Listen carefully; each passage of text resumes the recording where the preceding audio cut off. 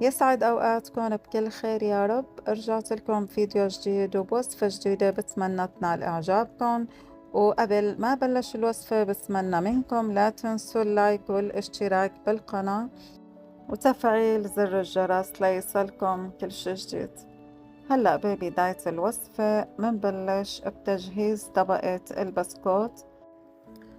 منضيف كوبين بسكوت مطحون، النوع اللي بتفضلوه، بسكوت الشاي العادي.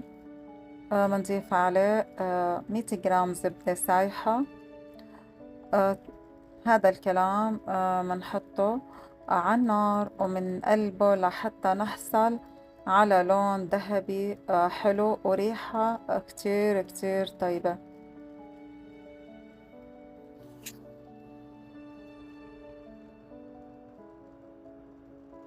وهيك جهزت معنا أول طبقة.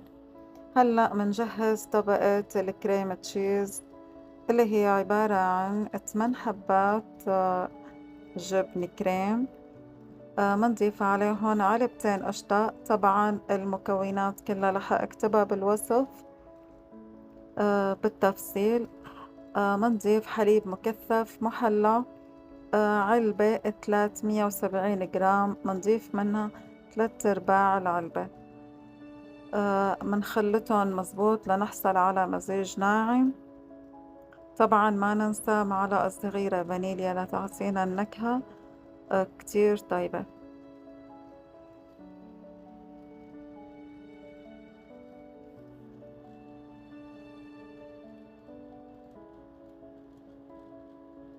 طبعا بس جهزت معنا كريمة تشيز نحتفظ فيه بالبراد. هلأ منحضر بودنج الشوكولا. عندي لتر حليب سائل، منضيف عليه نص كوب سكر ونص كوب كاكاو خام.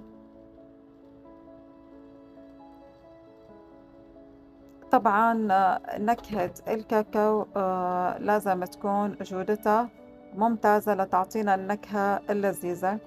عندي 3 معالق كبار نشا الذرة.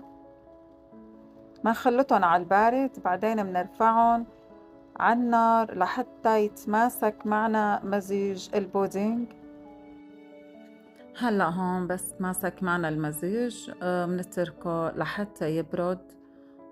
منغلف وشه بالنايلون لحتى ما تتكون عنا قشرة. وهون وصلنا لمرحلة التقديم وترتيب طبقات التشيز كيك اللي حضرناهن مع بعض. طبقة البسكوت، طبقة الكريم تشيز، وطبقة البودينج الشوكولا، بودينج الشوكولا. طبعا التقديم التزيين راجع لإلكم حسب الذوق.